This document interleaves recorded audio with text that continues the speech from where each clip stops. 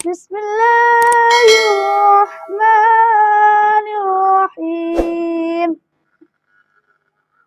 الرحمن علم القرآن خلق الإنسان علمه البيان. الشمس والقمر بحسبان والنجم والشجر يسجدان.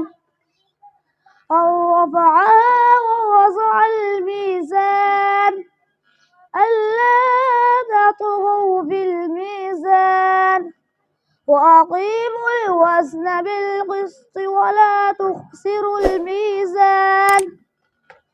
والأرض وضعها للأنام فيها فاكهة والنخل ذات الأكمام والحب ذو العصف والريحان. فبأي